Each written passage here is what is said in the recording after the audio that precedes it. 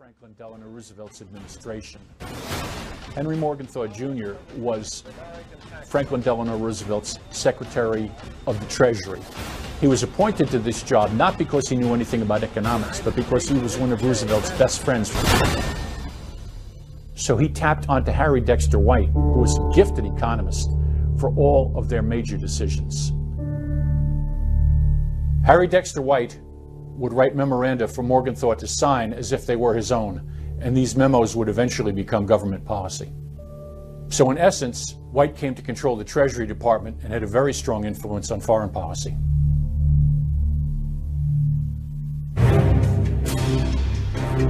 In 1941, the Hitler-Stalin Pact was crumbling around the edges. The Soviets begin to panic that the Germans are about to invade them. Meanwhile, in Asia, the Japanese are the major anti-communist power, and they begin to threaten Russian territory in Siberia and Mongolia. The Soviets were now threatened on two fronts.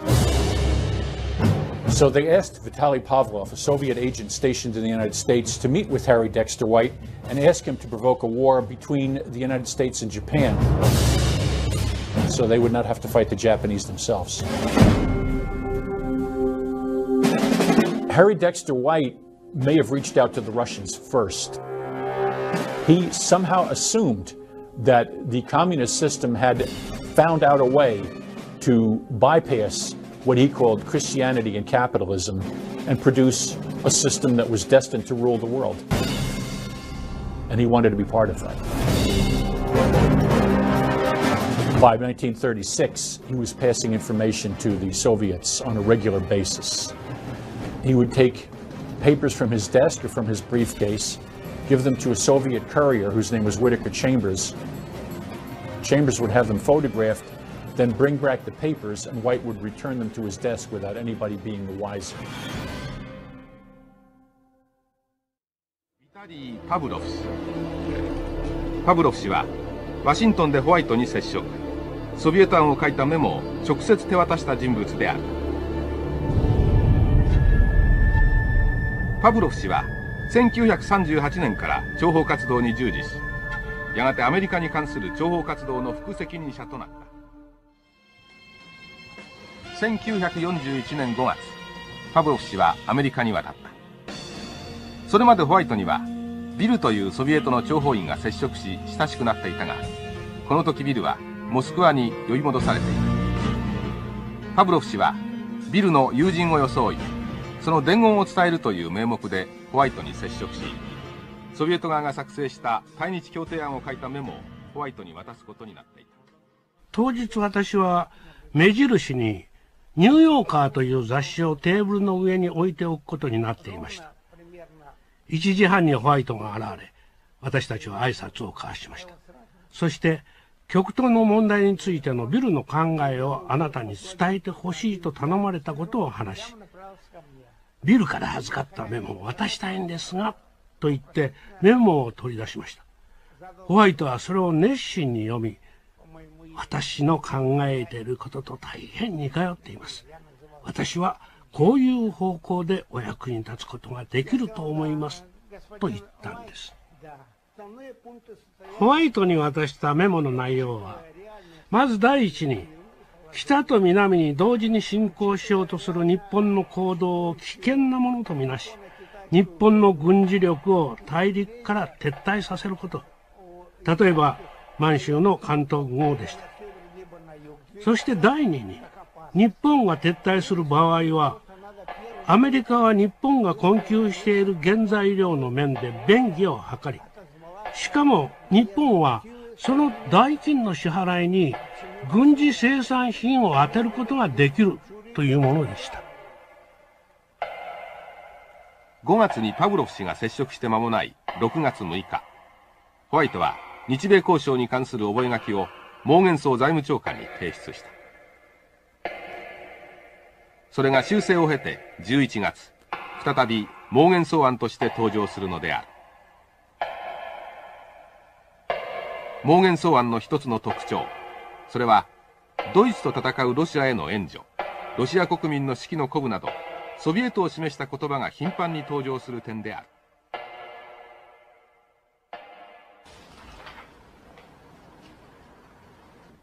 第1項に、日本は1931年の中国国境線まで陸海軍を引き上げること。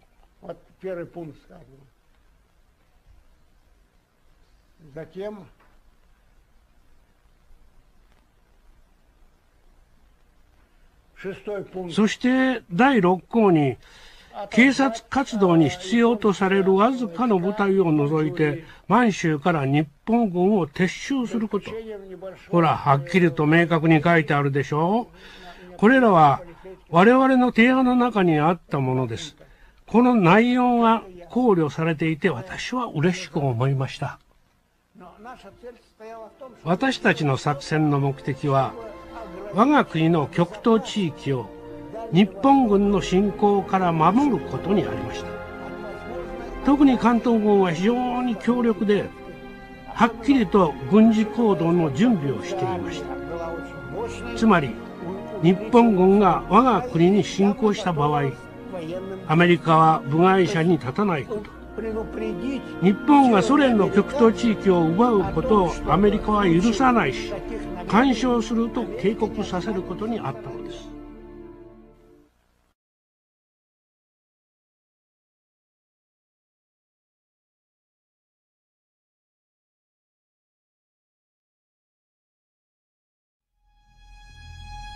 11月26日、ハル国務長官は野村大使とクルス大使を国務省に招い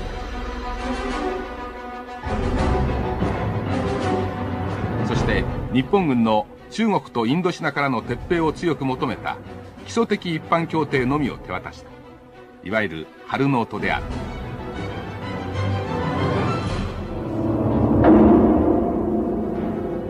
日本がハルノートを受け入れがたいと考えた最大の理由、それはアメリカが満州を含む全中国からの撤兵を要求していると受け止めたからである。しかしハルノートの中には中国を意味するチャイナの他には全中国という文字も満州という文字も見当たらない。基礎的一般協定案、いわゆるハルノートが11月25日にほぼ完成するまでには22日と24日の2つの中間的な案が存在していたのである。22日と24日の中間的な案を見ると、チャイナ、中国の文字の後に括弧書きで満州を除くという挿入が記されている。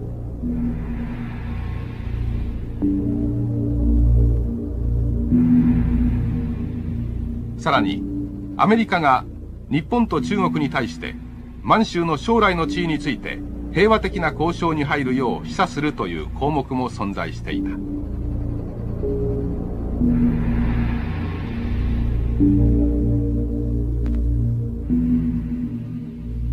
ところが25日案ではこの満州に関する項目が抜け落ち、チャイナ、中国の後にあった満州を除くという挿入も削除されているのである。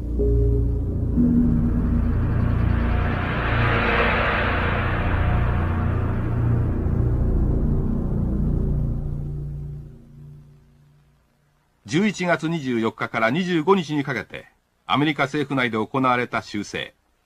この修正がなぜなされたのか、その理由は今も明らかではない。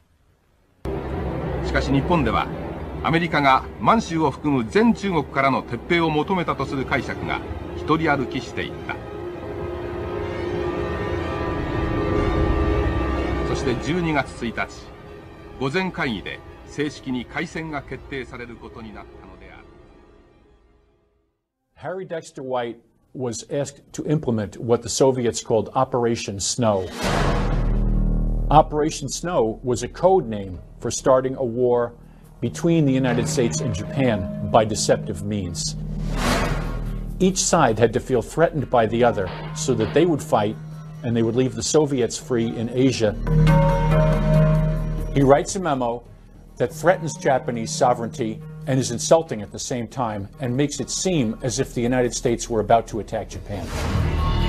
When the Japanese Emperor Hirohito and his cabinet received the memo, they said that the Americans meant war. They knew they had no chance against America, so they decided to strike first and hope for a negotiated peace. November 26th, the Japanese launched their fleet toward Pearl Harbor, and on December 7th, the attack took place. December 7th, 1941. More than 2,000 Americans lost their lives at Pearl Harbor, and thousands of others died in the first few weeks of the war.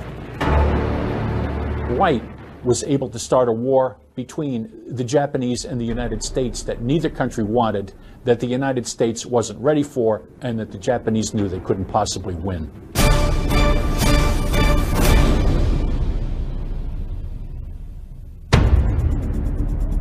In 1940s, the Finns in Finland picked up a Soviet code book. They sold it to the United States for $15,000. These are called the Venona decrypts, and they were field memos from Soviet spies in the United States to Moscow. They discovered that a man named Jurist was described as providing a large amount of valuable information and that he was a close friend of Morgenthau. By following their itinerary, they found that the man, Jurist, who was traveling with Morgenthau was Harry Dexter White.